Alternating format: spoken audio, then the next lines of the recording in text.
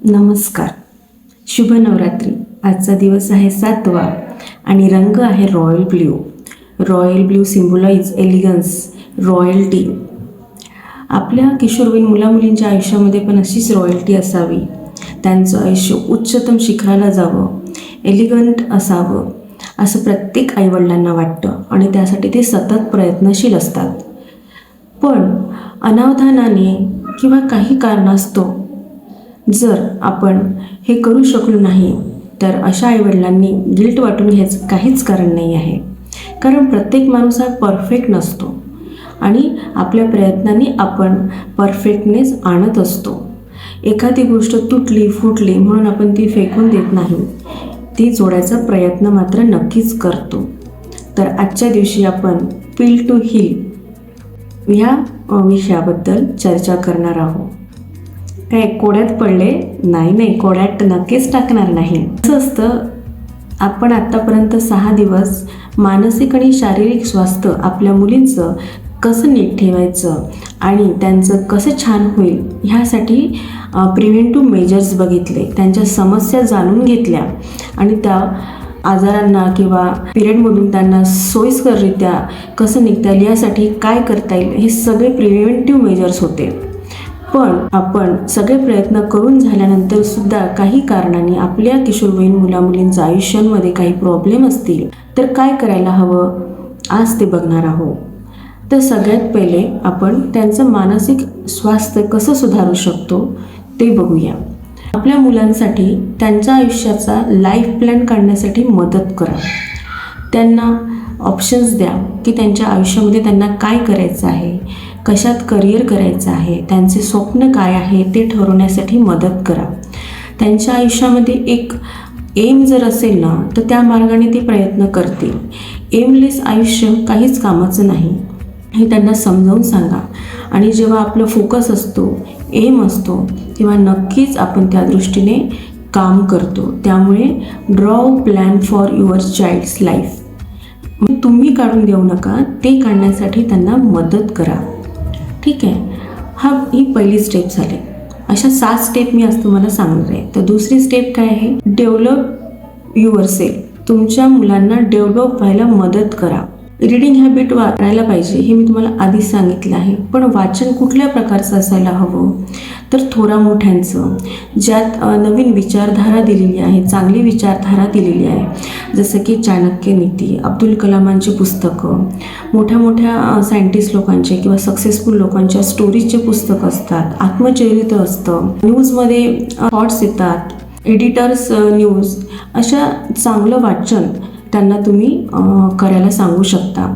यामुळे काय होतं की ब्रेन डेव्हलप होतो, चांगली विचारधारा ब्रेनमध्ये डेव्हलप होते आणि माणूस त्या दृष्टीने विचार करायला लागतो. नाहीतर रिकामं डोकं शैतानाचं घर हे मी नेहमीच म्हणत असते. त्यांना चांगले मार्ग दाखवणं हे आपलं काम आहे. त्या मार्गावर चालवण्यासाठी मदत करणंसुद्धा आपलं काम आहे. त्यामुळे रीडिंगची हॅबिट वाढवणे खूप जरुरी आहे.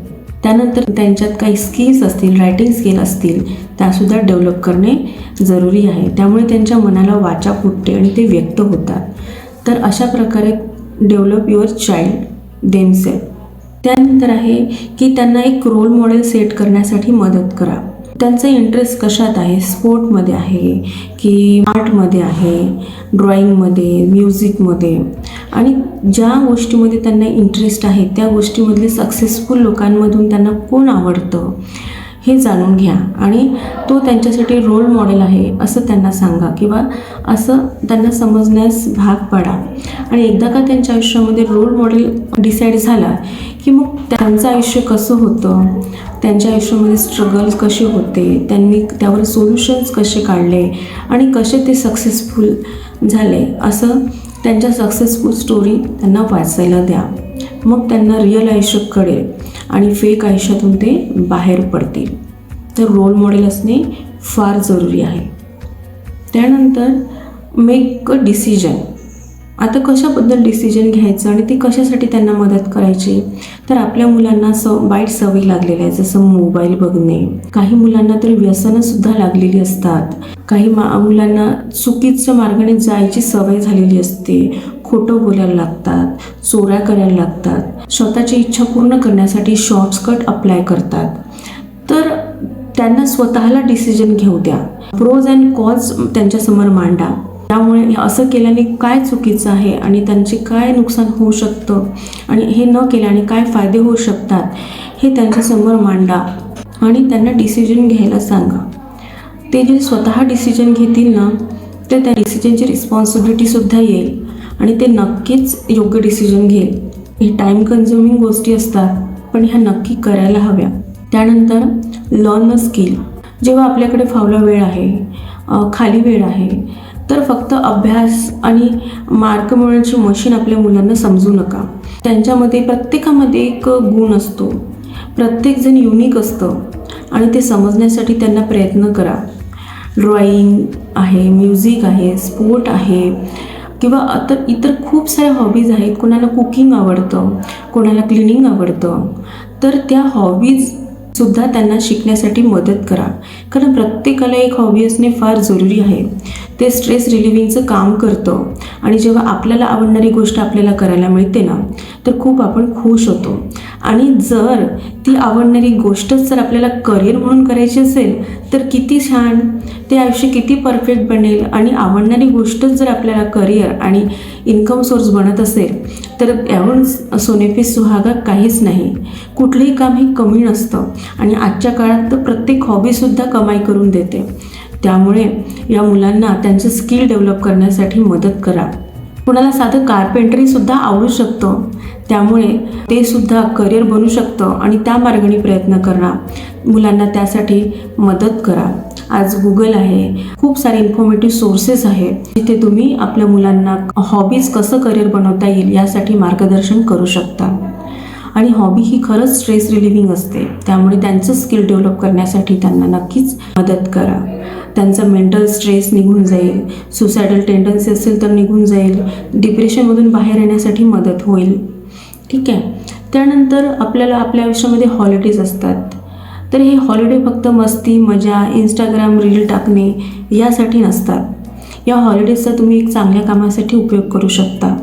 तुम्ही एखाद्या इंडस्ट्रीला व्हिजिट करू शकता, इन्फॉर्मेटिव्ह टेक्निकल टूर्स काढू शकतात, जेणेकरून मुलांना हे वर्ल्ड एक्सप्लोअर करायसाठी मदत होईल आणि मुलांना खरंच त्यामध्ये सुद्धा फन येते. तुम्ही जो मार्ग दाखवाल ना, मुलं त्या मार्गाने नक्की जातात. तुम्ही जी दिशा दाखवाल त्या कारण हे मुलं अजून ॲडल्ट झालेले नाही आहेत, त्यांनी फारसं काही बघितलेलं नाही आहे. त्यांना एक्सप्लोअर करायला आवडतं, त्यांना ॲडव्हेंचर करायला आवडतं आणि ह्याच गुणांचा, ह्या स्वभावाचा फायदा तुम्ही हॉलिडे प्लॅन करण्यासाठी करू शकता आणि एक वेगळ्या चांगल्या डायरेक्शनने जो वाईट गुण आहे तो डायव्हर्ट करू शकता. तर हॉलिडे छान प्रकारे प्लॅन करा. त्यांना स्वतःमध्ये विश्वास ठेवायला मदत करा. काय होतं की मी सांगतोय ना, हा माझा अनुभव आहे ना, या प्रकारेच तू वागला पाहिजे.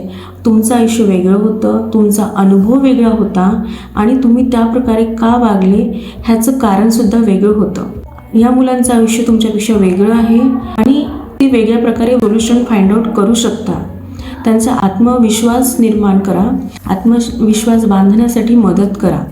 तुम्ही सतत त्यांना रागवत राहाल आणि तुमचे डिसिजन त्यांच्यावर थोपत राहाल तर ते आत्मविश्वास त्यांचा डगमगायला लागेल. ते स्वतःवर विश्वास ठेवणार नाही. त्यांचं डिसिजन मेकिंग पॉवर नष्ट होऊन जाईल, विचार करण्याची शक्ती संपून जाईल आणि ते बोलके भावले बनतील. त्यांना व्यवहार ज्ञान येणार नाही. काय खोटं, काय खरं, कोणतं चूक, बरोबर हे डिसिजन घेता येणार नाही. त्यामुळे आपल्या मुलांना आत्मविश्वास निर्माण करण्यासाठी नक्कीच मदत केली पाहिजे. ह्या सगळ्या 7 स्टेपमुळे काय होईल की तुमच्या मुलांचं मानसिक आरोग्य किंवा मानसिक स्वास्थ्य जे बिघडण्याच्या मार्गावर आहे किंवा बिघडलेलं आहे ते दुरुस्त होण्यासाठी मदत होईल. आता शारीरिक स्वास्थ्याबद्दल विचार करायला गेलो तर PCODचं प्रमाण फार वाढलेलं आहे.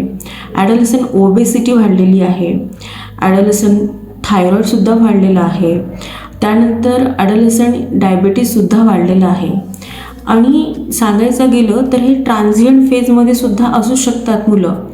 लगेच डिटेक्ट करून लगेच जर तुम्ही डॉक्टरांचा सल्ला घेऊन यावर ट्रीटमेंट नक्की केली ना तर हा शारीरिक आजारसुद्धा दुरुस्त होऊ शकतो आणि तुम्ही एक चांगल्या मार्गाने तुमच्या मुलांचं आयुष्य वळवू शकता.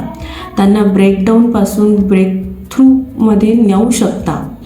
तेव्हा पील टू हीलचा मार्ग मी आज तुम्हाला सांगितलेला आहे. पर्यंत तुमच्या मुलांची आणि मुलींची काळजी घ्या आणि शुभ नवरात्री. उद्या पुन्हा एक नवीन विषय. धन्यवाद.